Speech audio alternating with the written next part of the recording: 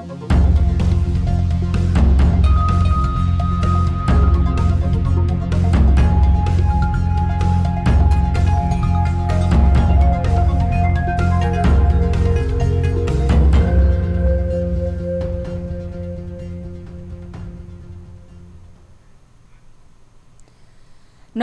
यो news 24 television prime time न्यूजमा स्वागत छ।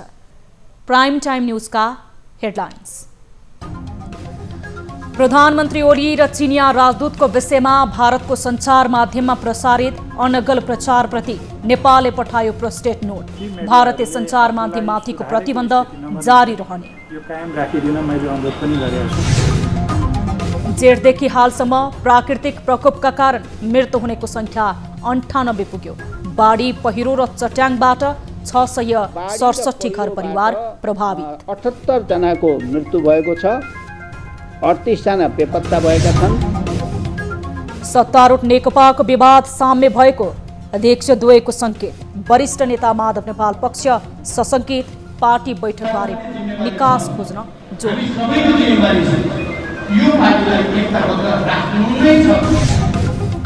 सार्वजनिक सूचना दिने जिम्मेवार सरकारी अधिकारीको गैर जिम्मेवार जवाफ। कारवाही गर्ने भौतिक पूर्वाधार तथा यातायात मन्त्रीको प्रतिबद्धता।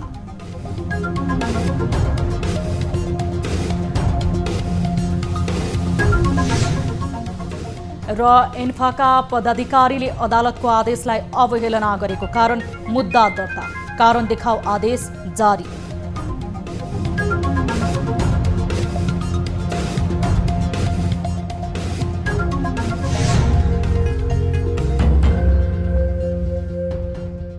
हामी निरन्तर न्यूजमा छौं। भारतीय न्यूज च्यानलमाथिको बन्देज तत्काल खोल्न नसकिने सरकारले स्पष्ट पारेको छ। प्रधानमन्त्री केपी शर्मा ओली र नेकपाको विषयमा आपत्तिजनक सामग्री प्रसारण गरिरहेका भारतीय न्यूज च्यानलमाथिको बन्देज परिस्थिति अनुकूल नहुँदासम्म कायम रहने सरकारले बताएको हो। मिडिया सोसाइटीका प्रतिनिधिहरूसँगको भेटमा सरकारका प्रवक्ता डाक्टर युवराज खतिवड़ाले परिस्थिति अनुकूल भएर ती मिडियाहरू नसुध्रिँदासम्म बन्देज कायम राख्न सेवा प्रदायकलाई आग्रह गरिएको बताउनु भएको छ। सञ्चार मन्त्रालयको जिम्मेवारीमा समेत रहनुभएका अर्थमन्त्री डाक्टर खतिवड़ाले सेवा प्रदायकहरूले राष्ट्रियताप्रतिको जिम्मेवारी बोध गर्दै बन्द गरेका भारतीय न्यूज च्यानलमाथिको बन्देज तत्काल नखोलिने बताउनु भएको हो। नेपालीहरूको एकताबाट तर्सेर कुनै पनि मिडियाले अपमानित ढङ्गले जान नसुहाउने भएपछि भारतीय न्यूज च्यानलहरूले दुराशयपूर्ण रूपले अगाडि बढेकाले तत्काल प्रतिबन्ध नहट्ने उहाँले बताउनु भएको छ। स्वतस्फूर्त ढङ्गमा एउटा राष्ट्रियता र समाजप्रतिको आफ्नो जिम्मेवारी बोध गरेर रोक्नु भएको छ र परिस्थिति सामान्य भएर अनुकूल भएर ती मिडियाहरूले आफूलाई सुधारेको स्थिति नबनुन्जेल यो कायम राखिदिन मैले अनुरोध पनि गरेको छु। नेपालको अधावधिक नक्सा जारी गरेपछि नै भारतीय सञ्चार माध्यमले आपत्तिजनक सामग्री प्रकाशन गर्दै आएका छन्। पछिल्लो समय प्रधानमन्त्री ओलीको नाम नै जोडेर विभिन्न सामग्री प्रसारण र प्रकाशन भएपछि नेपालमा भारतीय न्यूज च्यानलहरू बन्द गरिएको छ। नेपालमा यस वर्षको मनसुन सुरु भएपछि झण्डै 1 महिनाको अवधिमा प्राकृतिक विपत्ति, बाढी, पहिरो र चट्याङबाट मात्रै 98 जनाले ज्यान गुमाएका छन्। अहिलेसम्म बाढी र पहिरोका कारण 38 जना बेपत्ता भएका छन्। एक रिपोर्ट। जेठदेखि असार 28 गतेसम्ममा पहिरोमा परेर 78 जनाले ज्यान गुमाएका छन्। त्यस्तै चट्याङ लागेर 17 जना र बाढीमा परेर 3 जनाले ज्यान गुमाएका छन्। त्यसैगरी पहिरोमा परेका 35 जना अझै बेपत्ता छन् भने बाढीमा परेर 3 जना हराइरहेका छन्। राष्ट्रिय विपद जोखिम न्यूनीकरण तथा व्यवस्थापन प्राधिकरणले बाढी, पहिरो, चट्याङबाट 677 परिवार प्रभावित भएको जनाएको छ। मनसुन सुरु भएदेखि जेठ 30 गतेबाट नेपालमा मनसुन प्रवेश गर्यो। त्यो बेलादेखि हिजोसम्म बाढी र पहिरोबाट 78 जनाको मृत्यु भएको छ, 38 जना बेपत्ता भएका छन्, 73 जना घाइते भएको अवस्था छ भने 311 परिवार प्रभावित भएको अवस्था छ। असार 25 गतेदेखि निरन्तर वर्षाका कारण 4 दिनमा नै 12 जिल्ला बाढी पहिरो र डुबानले प्रभावित भएको जनाएको छ। देशका विभिन्न भागमा भइरहेको अविरल वर्षाले विशेषतः मध्य पहाडी जिल्लाहरूमा पहिरोले धेरैको ज्यान लिएको छ।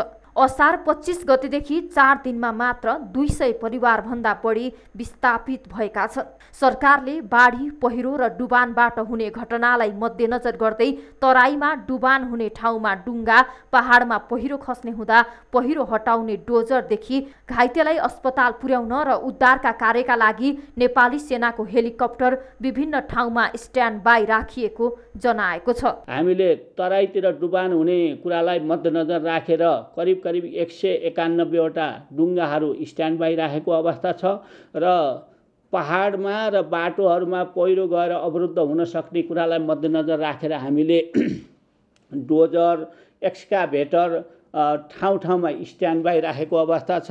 सरकारले मनसुन पूर्व तयारी तथा प्रतिकार योजना तयार गर्दै खोज, उद्धार र राहतको सामग्री समेत विभिन्न ठाउँमा राखिएको जनाएको छ। बाढी पहिरो जस्ता प्राकृतिक प्रकोपबाट मृत्युवरण गर्ने व्यक्तिको परिवारलाई सङ्घीय सरकारबाट नजिकको हकदारलाई रु 1 लाख प्रदान गर्ने व्यवस्था समेत रहेको छ। जसको परिवार यो प्राकृतिक प्रकोपबाट मृत्युवरण गरेका छन् तिनलाई हाम्रो राहत मापदण्ड अनुसार सङ्घीय सरकारबाट नजिकको हकदारलाई रु 1 लाख प्रदान गर्ने लगायतका राहतका कामहरू पनि तत्कालै सम्पादन भएको अवस्था छ र खोज उद्धारको कामहरू पनि भइरहेको अवस्था छ। कतै मौसमको कारणले गर्दा अलिकति कठिनाइ भए पनि हामी त्यो ढङ्गले जुटेका छौँ। जल तथा मौसम विज्ञान विभागको बाढी पूर्वानुमान शाखाका अनुसार विशेष गरी मध्य र पूर्वी नेपालका विभिन्न भागमा बाढी र पहिरोको खतरा बढिरहेको छ। शाखाले कोशी, कमला, बागमती, नारायणी जस्ता ठूला नदीमा पानीको सतह बढिरहेकाले सतर्कता अपनाउन आग्रह गरेको छ। क्यामेरामा गोपाल पङ्गेनीका साथ टिभी जर्नलिस्ट रिया भण्डारी, काठमाडौँ। विराटनगर महानगरपालिका भएर बग्ने केसलिया खोला बाढी डुबानबाट हुन सक्ने सम्भावित क्षति नियन्त्रणका लागि उद्धार सामग्री सहित जनशक्ति तयारी अवस्थामा राखिएको आन्तरिक मामिला तथा कानून मन्त्री हिक्मत कुमार कार्कीले पनि जानकारी दिनुभएको छ।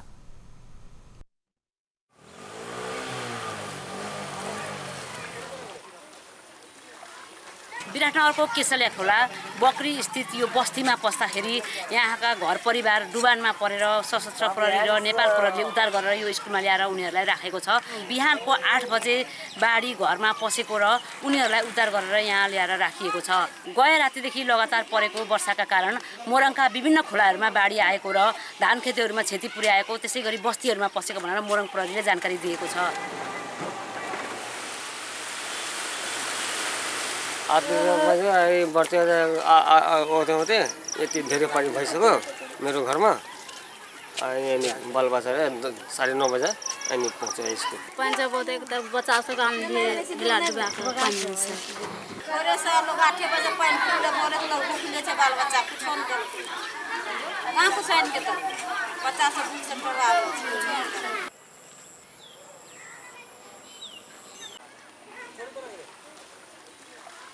प्रदेश सरकारले बाढी प्रकोपबाट हुने क्षति न्यूनीकरण गर्न र यसलाई चाहिँ व्यवस्थापन गर्नको लागि पूर्व तयारी रहेको जानकारी दिएको छ।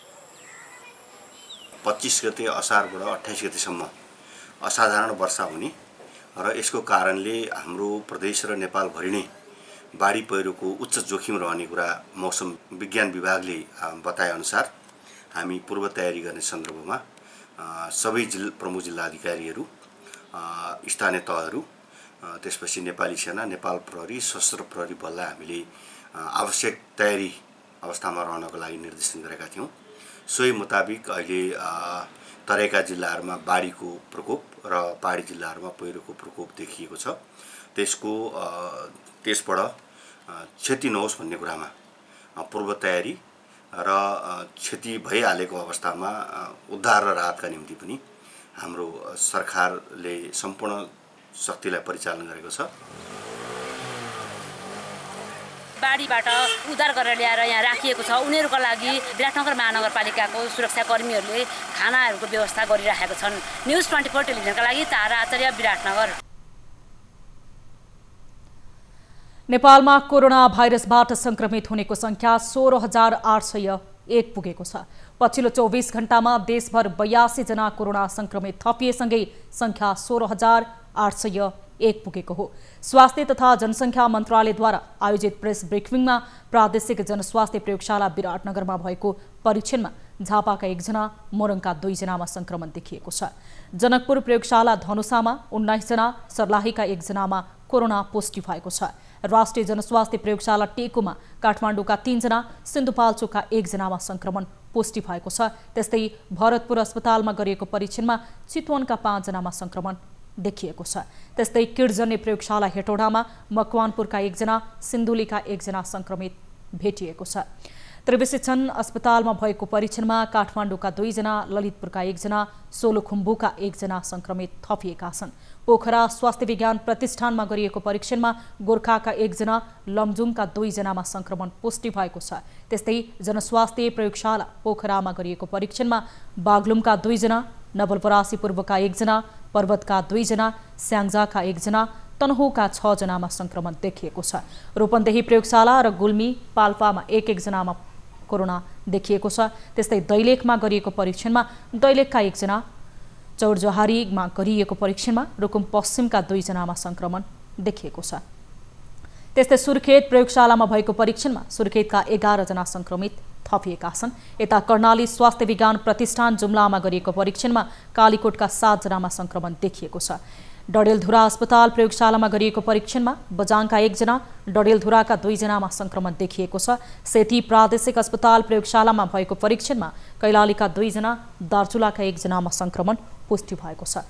त्यस्तै हालसम्म 23,784 जना क्वारेन्टिनमा छन् भने आइसोलेसनमा 8,174 जना रहेका छन्। त्यस्तै पछिल्लो 24 घण्टामा 147 जना बिरामी निको भएर घर फर्किएसँगै डिस्चार्ज हुनेको संख्या 8,589 पुगेको छ। मन्त्रालयका अनुसार 24 घण्टामा 3,916 जनाको PCR परीक्षण भएसँगै मुलुकभर 2,83,515 जनाको PCR विधिबाट परीक्षण भएको छ।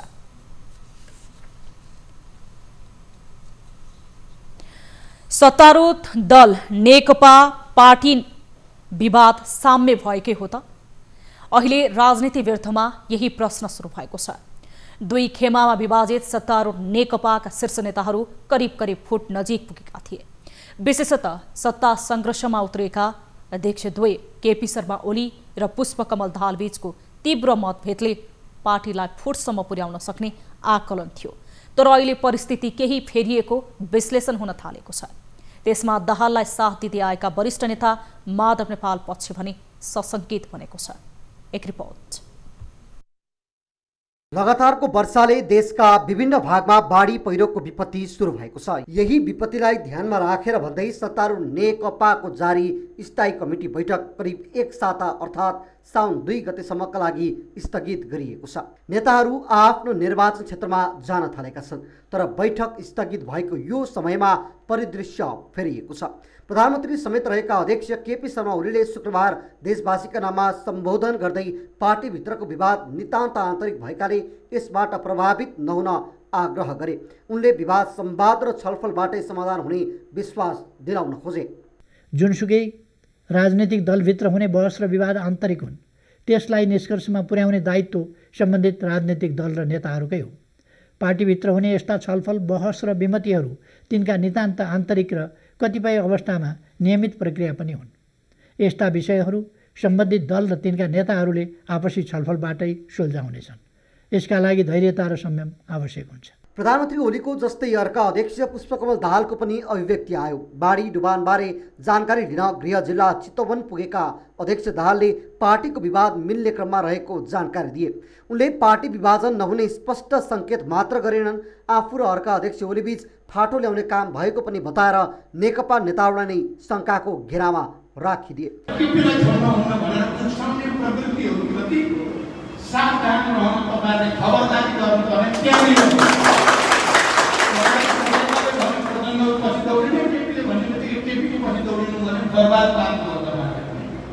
तपाईहरुको पनि जिम्मेवारी छ, हामी सबैको जिम्मेवारी छ। यो पार्टीलाई एकताबद्ध राख्नु नै छ। यी दुई अध्यक्षको लगभग समान धारणा सार्वजनिक भएपछि दाहालसँग हातेमालो गर्दै आएका वरिष्ठ नेता माधव नेपाल भने सशङ्कित बनेका छन्। नेता नेपालकै भाषामा भन्ने हो भने विगतमा जस्तै अध्यक्ष द्वयले चोचोमोचो मिलाएका त होइनन् भन्ने आशंका नेपाल पक्षले राख्न थालेको छ। अध्यक्ष द्वय ओली र दाहाल स्थायी कमिटीको बैठक स्थगित गरेर निरन्तर संवादमा थिए, तर दाहाल दुवै पदबाट राजीनामा माग्ने ओली दिँदै नदिने अडानमा रहेकाले सहमतिको सम्भावना न्यून बनेको विश्लेषण हुँदै आयो। बैठक स्थगित नगर्ने बरु ओलीको राजीनामाको अडान अन्तिमसम्म कायम राख्ने संस्थापन हितको निचोड थियो। एकाएक दाहालको बोली फेरिएको छ। आफ्नो निर्वाचन क्षेत्र पुगेका अध्यक्ष दाहालले पार्टी फुट्दैन, अझ बलियो बनेर जाने बताए। वैशाख 17 गते नै नेकपाको जीवनमा सङ्कट देखिएको थियो। सत्ताको नेतृत्व गरिरहेका प्रधानमन्त्री केपी शर्मा ओलीमाथि पहिलोपल्ट बैठकमै राजीनामाको दबाव परेको थियो। त्यस बखत पार्टी अध्यक्ष दाहालले मुख फोरेर राजीनामाको माग गरेका थिए, तर त्यसबेला वामदेव गौतमले दाहाल नेपालको साथ छोड्दा परिस्थिति बदलियो। अहिले फेरि दाहालले अडान छाडेको सङ्केत दिएर नेपाल पक्षलाई सशङ्कित बनाइदिएका छन्। यसपटक नेपाल पक्ष भने स्थायी कमिटी बैठकबाटै ठोस निष्कर्ष निकाल्ने मनस्थितिमा पुगेको छ। सरकारी तथा सार्वजनिक संस्थानको सूचना पाउने हरेक नागरिकको संवैधानिक अधिकार हो। सूचना वा जानकारी दिनका लागि मन्त्रालयदेखि सरकारी कार्यालयहरूमा सूचना अधिकारी वा प्रवक्ता नियुक्त गरिन्छ। गोप्य बाहेकका सूचना दिनु ती प्रवक्ता तथा अधिकारीहरूको दायित्वभित्र पर्छ। आम नागरिकसँग प्रत्यक्ष सरोकार राख्ने यातायात व्यवस्था विभागमै तोकिएका सूचना अधिकारी कति गैर जिम्मेवारी छन् त्यो हरेकले महसुस गरेकै हुनुपर्छ। एक रिपोर्ट। लकडाउन खुकुलो पारेसँगै सरकारले निश्चित मापदण्ड बनाएर सार्वजनिक यातायात सञ्चालन गर्ने निर्णय गर्यो। सार्वजनिक यातायात सञ्चालन गर्न बनाइएको कार्यविधिबारे जानकारी लिन समयका लागि हामीले दिउँसो करिब 12 बजे यातायात व्यवस्था विभागका सूचना अधिकारी तीर्थराज खनाललाई फोन गर्यौँ। उहाँको जवाफ यस्तो छ। सर नमस्ते। हजुर नमस्कार। म न्युज 24बाट प्रशान्त ठाकुर भन्नु बोल्दैछु सर। हजुर मैले खासमा तपाईँलाई 7 बजेको लागि एउटा हाम्रो द डिबेट भन्ने प्रोग्राम छ। हजुर त्यसैमा तपाईँलाई इन्भाइट गर्न खोजेको। इन्भाइट भन्नाले हामी त्यो भर्चुअल इन्टरभ्यू नै गर्छौँ। म आउँदिनँ। आज साथीहरूसँग मेरो भट्टीमा प्रोग्राम छ सभा 5 बजेदेखि। केमा सर? साँडखाने भट्टी। त्यसैले म त्यतातिर जान्छु। अलरेडी त फिक्स प्रोग्राम छ कि। जिम्मेवार पदमा रहेका जिम्मेवार व्यक्तिबाट आएको यो जवाफले हाम्रो संयन्त्रबारे प्रष्ट हुन्छ। के गर्ने त सर? यो प्रवक्ता सरले त बोलिदिनु पर्ला। फेरि तपाईँले यस्तो तपाईँले मेरो फिक्स भएको प्रोग्रामलाई क्यान्सल गरेर तपाईँकोमा आउन नसक्ने बेला विनम्रतापूर्वक अनुरोध गर्छु। मेरो हो त प्रोग्राम छ नि त साथीहरूसँग। तपाईँको उल्टो मैले ठाडो गोर्खाली भाषामा बुझिने गरी भनेको। यसपछि हामी थप यस विषयमा कुरा गर्न भौतिक पूर्वाधार तथा यातायात मन्त्रालयमा पुग्यौँ र मन्त्रालयका प्रवक्ता सरोज कुमार प्रधानसँग कुराकानी गर्यौँ। यो इस्यु त क्रिटिकल इस्यु छ नि। क्रिटिकल इस्यु छ। जेबादी बोलिनु पनि भएन। त्यसमाथि पनि इलेक्ट्रोनिक मिडिया उहाँबाट पनि चित्त बुझ्दो जवाफ नआएपछि हामी भौतिक पूर्वाधार तथा यातायात मन्त्री बसन्त नेमुवाङलाई भेट्यौँ।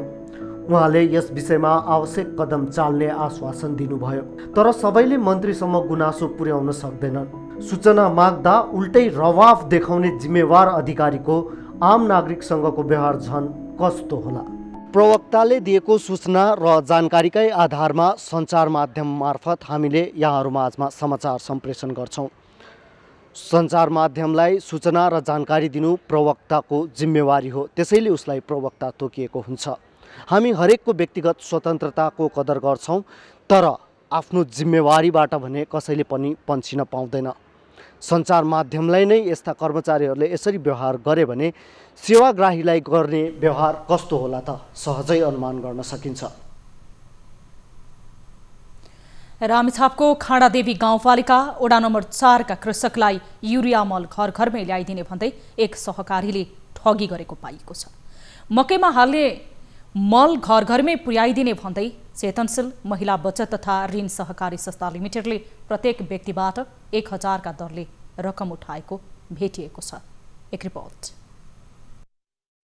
वैशाखमा मकै खेतीका लागि मल खोजिरहेका किसानलाई चेतनशील महिला बचत तथा ऋण सहकारी संस्था लिमिटेडले मल उपलब्ध गराउने आश्वासन दिएको थियो। सहकारीले 50 केजीको मलको बोरा 1000 रुपैयाँको दरले घरमै ल्याइदिने भन्दै स्थानीय किसानहरूलाई 2,52,000 रुपैयाँ पैसा उठाएको थियो। तर पछि 1000 रुपैयाँको 10 केजी मात्रै मल दिएको किसानको गुनासो छ। हाम्रो गाउँकै मान्छेले पैसा उठायो, अब उहाँ लगेर कसलाई दिए, ओडाले भन्छ हामीलाई थाहा छैन भन्ने। अब महिला समूहले भन्छ अब चाहिँ ओडाले मल उनीहरूले झारे मल ओडाले किन कब्जा गर्छ? न ओडाको पर्यो न सहकारीको पर्यो, कसैको लगानी परेन कि हाम्रो लगानी पर्यो पैसा।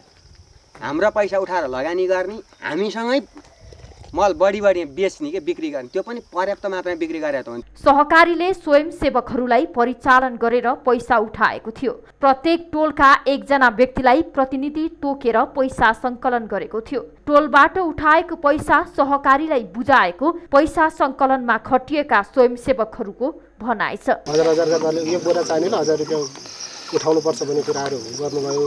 अनि सबैलाई मैले टोलतिर भनेर मैले 22,000 जस्तो लाग्छ मलाई पैसा। मैले नाम लिस्ट 2टा दिएको छु र अनि स्वयंसेवीलाई पैसा जम्मा गर्दै। मकैमा मल हाल्ने बेलासम्म पनि सहकारीले मल नदिएपछि किसानहरूले एक बोरा मलको 1800 रुपैयाँ तिरेर महँगोमा मल खरिद गरेर मकै बारीमा हालेका थिए। पैसा नहुने किसानहरूले छिमेकीसँग पैसो लिएर मकैमा मल हालेर मकै पाक्न लाग्दासम्म पनि सहकारीले मल नदिएको उनीहरूको दुखेसो छ। भुरा केरी पठाइयो, अब चाहिँ अब हुन्छ भन्ने नदिने, अब त्यहाँ चाहिँ अब किनभने नातावाद किरातावाद हेर्ने, आफ्ना मान्छेलाई बोरै पनि पठाइदिने। किसानहरूसँग पैसा उठाएर मल दिन नसकेको सहकारीले स्वीकार गरेको छ।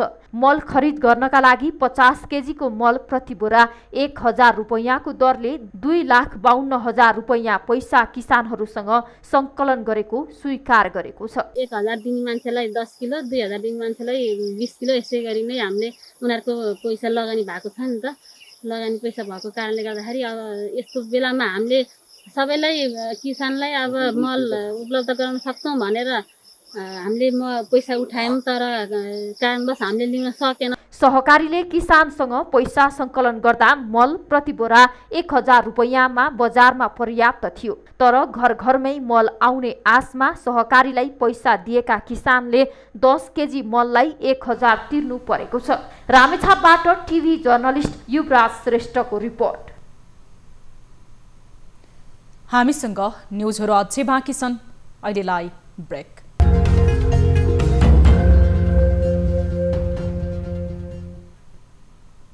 हामी निरन्तर न्युजमा छौँ। अब स्पोर्ट्स न्युज।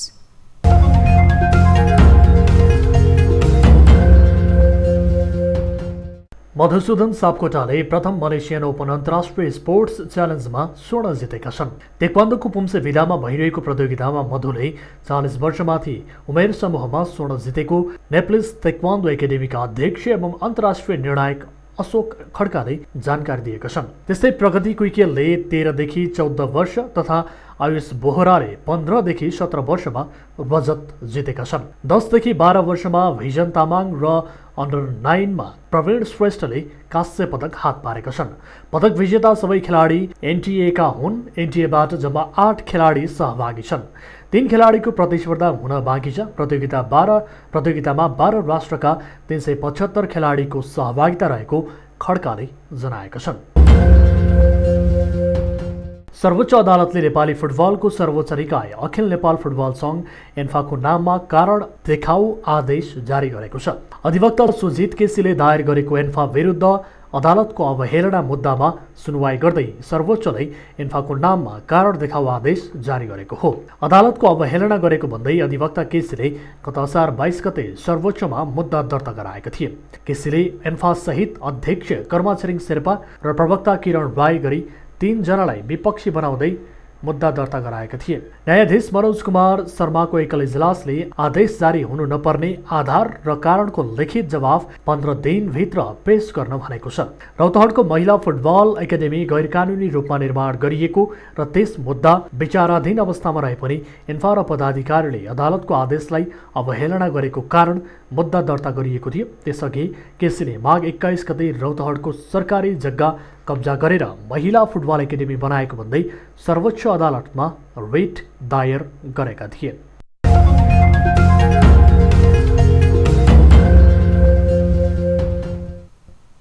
अब वीरेन्द्र जैरूका साथमा फटाफट न्यूज।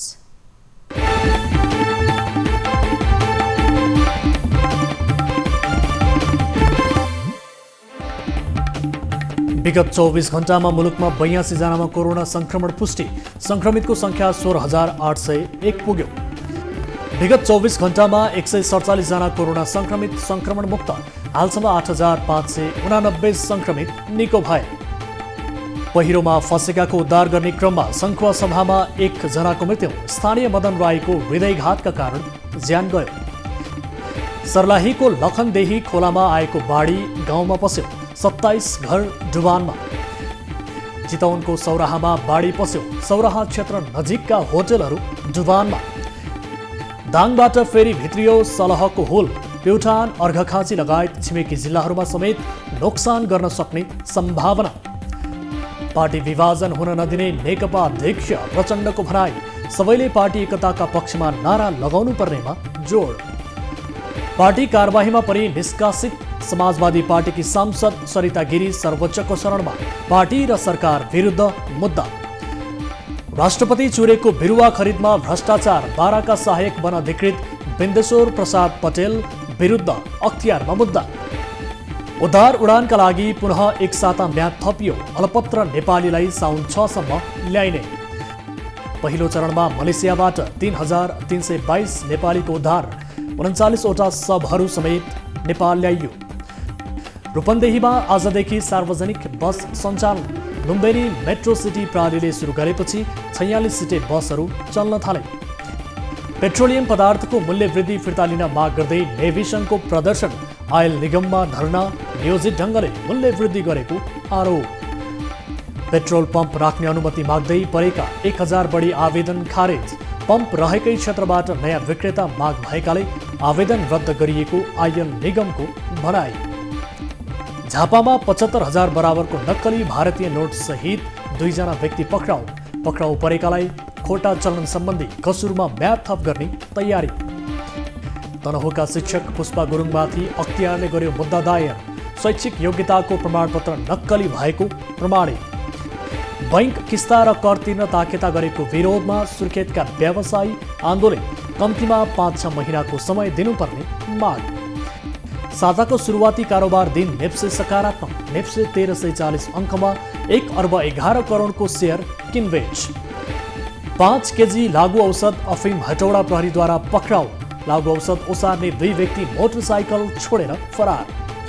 लकडाउनका कारण 4 महिना बन्द रहेको कर्णाली करिडोरमा यातायात सुरु, सरकारको निर्णय अनुसार जोर विजोर प्रणालीमा यातायात सेवा सञ्चालन। मलेसियन ओपन अनलाइन अन्तर्राष्ट्रिय स्पोर्ट्समा नेपालका प्रतिस्पर्धी मधुसूदन सापकोटाले स्वर्ण जिते, प्रगति कुइकेल र आयुष बोहरालाई रजत। इन्फालाई सर्वोच्चको कारण देखाऊ आदेश, रौतहटमा महिला फुटबल एकाडेमी निर्माणको मुद्दा विचाराधीन अवस्थामा रहे पनि अदालतको आदेश अवहेलना गरेको दावी। भारतीय क्रिकेट टोली आगामी डिसेम्बरमा अस्ट्रेलिया भ्रमण गर्ने पक्का, घरेलु टोलीसँग जनवरीसम्म टेस्ट सिरिज खेल्ने। र चर्चित बलिउड अभिनेता बच्चनको परिवारमा 4 जनालाई कोरोना संक्रमण, प्रधानमन्त्री ओलीले दिए स्वास्थ्य लाभको कामना।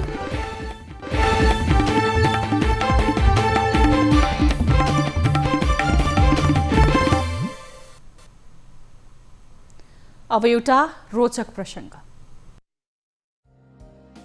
माछाको अनुहार पनि मानिससँग मिल्छ भन्ने सुन्दा अनौठो लाग्छ, तर मलेसियाको नदीमा एउटा माछो भेटिएको छ जसको अनुहार मानिसको जस्तै छ। यो माछोको तस्बिर देखेर सबै अचम्ममा परेका छन्। तस्बिरमा एक माछोको अनुहार मानिसको जस्तै देखिएको छ। यो भन्दा पहिला चीनको समुद्रमा पनि मानिसको अनुहार जस्तै भएको माछो फेला परेको थियो। साथै सन् 2010 मा लन्डनमा पनि मानिसको अनुहार भएको माछो देखिएको थियो। अहिले सोशल मिडियामा यो माछोको तस्बिर अत्यधिक भाइरल बनिरहेको छ।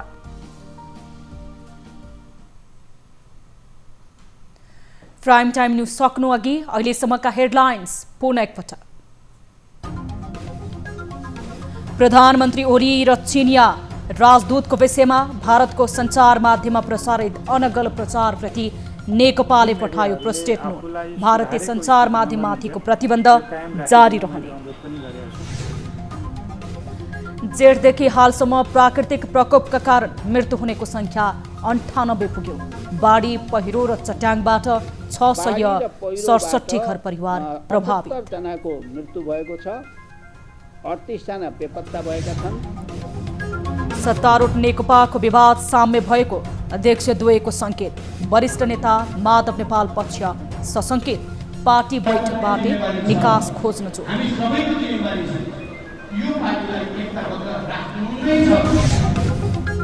सार्वजनिक सूचना दिने जिम्मेवार सरकारी अधिकारीको गैर जिम्मेवार जवाब। कारबाही गर्ने भौतिक पूर्वाधार तथा यातायात मन्त्रीको प्रतिबद्धता।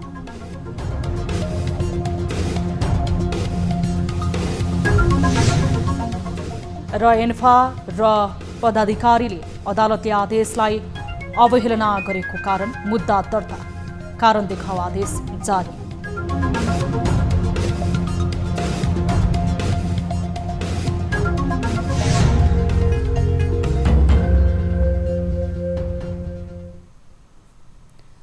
प्राइम टाइम न्यूज अहिलेलाई यति नै। जाँदा जाँदै गाली र तालीका लागि हाम्रो प्रश्न रहेको थियो, मापदण्डसहित छोटो दूरीका सार्वजनिक सवारी सञ्चालन गर्न दिने निर्णयलाई के भन्नुहुन्छ? आनन्द भयो, जनतालाई राहत हुन्छ भन्नेले तालीमा भोट गर्नुभएको थियो भने खत्तम भयो, कोरोना फैलिने डर पो हो भन्नेले गालीमा भोट गर्नुभएको थियो। यसको मत परिणाम यसपछि प्रसारण हुने कार्यक्रम प्रदेश 1 को झापाबाट प्रत्यक्ष प्रसारण हुँदैछ। सिधा कुरा जनतामा हेर्न सक्नुहुनेछ। थप न्यूजको लागि हाम्रो वेबसाइट www.news24nepal.com हेर्न नभुल्नुहोला। साथै तपाईले हामीलाई फेसबुक, ट्विटर र युट्युबमा पनि फलो गर्न सक्नुहुनेछ। यस्तै मोबाइल, भाइबर र इमेलबाट न्यूज24 टेलिभिजनको हेल्प डेस्कमा कुनै समस्या र गुनासो छन् भने प्रत्यक्ष रूपमा सम्पर्क राख्न सक्नुहुनेछ। हामी निरन्तर न्यूजमा छौं। नमस्ते।